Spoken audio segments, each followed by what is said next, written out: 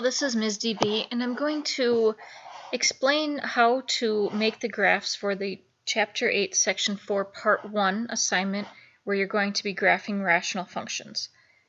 These are pretty tricky to make by hand, but luckily we have two ways with technology that we can do them. Well, more than two, but you can either make your graphs in Sketchpad, or you can use Desmos.com and copy and paste them into your worksheet. So the first thing is to open up your worksheet. I know some of you print these and fill them in by hand, but this one I would highly recommend typing your answers and pasting your graphs in and completing it that way. So there's some information at the top, and you should watch the other videos about, the transformation of these functions and asymptotes and so on. But what I'm going to get to is the graphing part, the technology part. All right, so let's say that these ones you don't actually have to graph them. You could use the equations to find the asymptotes and the transformation, but then it says to check with graphing. For 1 and 2, you do not have to turn in these graphs, but I'm going to show you in Sketchpad. I already have Sketchpad open. I'd go to plot new function. I'm going to type in the part after the equal sign, so 1 divided by, and you need a parentheses now, x plus 1. And then close my parentheses, and then outside the parentheses I need a minus 2. And then you look up at this box and you make sure that it matches what it's supposed to look like, and it does, and then I click OK. Now in this one you were supposed to find A, H, and K, and that is all information up above here, and then say what the vertical asymptote, which is right here. You can see the vertical asymptote is probably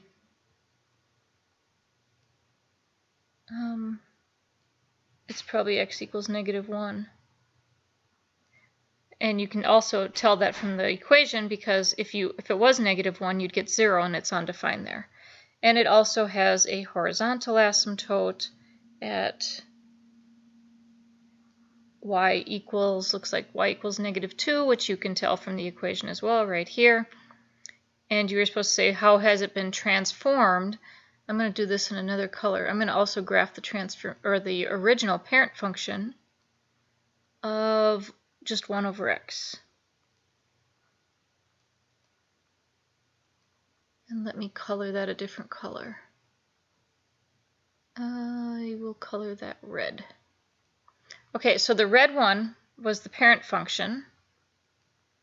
That was the original, and then the purple one was transformed. So you can definitely see that there's a transformation down too, because it did definitely drop down, and it also moved to the left, or to the, it looks like it moved to the left. Drop down, that's the -2, and the +1 moved it to the left 1 unit. Okay, so again, you didn't have to turn in your graph for this one. It was just to help you check your answers. Then you do 2 the same way. These ones, it says use graphing technology to check your answers. It's really the same thing as what you just did, except you're also going to say the domain and the range. Same thing here, 4 and 5. Really the same thing. You're going to be graphing just to check, say what the vertical asymptote, the horizontal, the domain, and the range.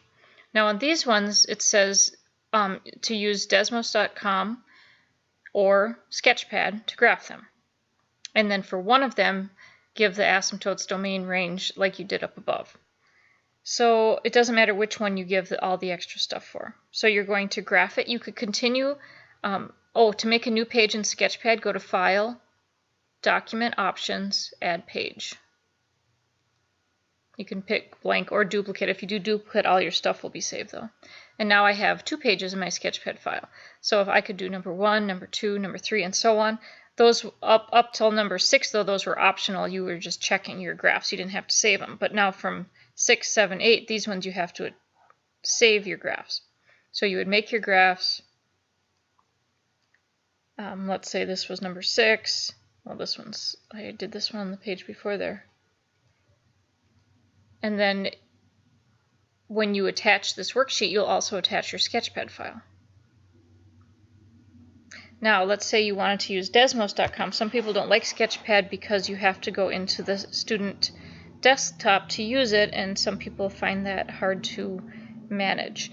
So you could have gone to Desmos.com and you can make your graphs here. Let's say I was going to make the graph for number 6, which is y. This one you can type in the y equals part, 1 divided by x. So there's the graph. Now I have, you could take a screenshot of your whole page, but that is hard to paste in. I have a program that is free called Jing. There's lots of programs where you can just take a screenshot of whatever you want, but Jing is a nice one. I have another one that I'm using to make this video, so I can't show you that because it's already being used. But Jing lets you take a picture. I'm going to hide my keyboard here. I'm going to hide this so I can see a little more of my graph, and then I can click on my Jing and I can take just a picture of the graph, and then I capture it and I copy it, and then I can come over here to my worksheet and Control V lets me paste it, and I can make it, resize it if I need to. Maybe I'll make it a little bit smaller, and there you go. Now I could have taken a screenshot that included my equation part if I thought that was important, but for this one I really just needed the graph. The directions on how to get to Jing are on the minnows.org website, or you can email me and I'll send you the link to it. And then I would just make a new graph. I could hide this one by turning it off, and then I could do, where's my keyboard? The next graph, 2 divided by x plus 4. And there's this graph, and then I'll take another screenshot, and maybe I'm going to move this over just a little bit. And I take a picture of my graph. I'm not picky about, whether there's a little extra stuff on the sides or not. I copied it already, I believe, and now I'm ready to paste it. See? So I would continue doing this for the rest of the worksheet.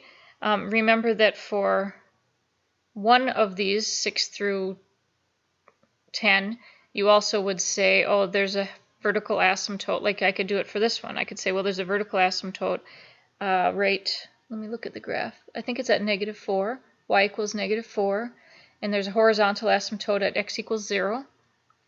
And the domain is all real numbers except for x equals -4. And the range would be all real numbers except for y equals 0. So I would just type those in. And you only have to do that for one of them. Asymptotes, domain, range. Oh, and the transformation too. The transformation for number 7 is, it's got a stretch, vertical stretch by a factor of 2, and it has moved to the left 4. Forgot that part. So then I would just go back over here, I would turn this one off, or you can just X out of them too, if you don't need to save them. And then I would do the next 3, one at a time, take a picture, paste it in. That's how you use Desmos. But again, you can also use Sketchpad, and in Sketchpad I would just go to File, Document Options, add a page for each new graph. And if you want to, you could write down that this is number 6 or number 7 or whatever it is, and then graph, plot new function, and so on. All right, so that's how you use technology to help you complete the 8.4 assignment. Thank you very much. Have a great day.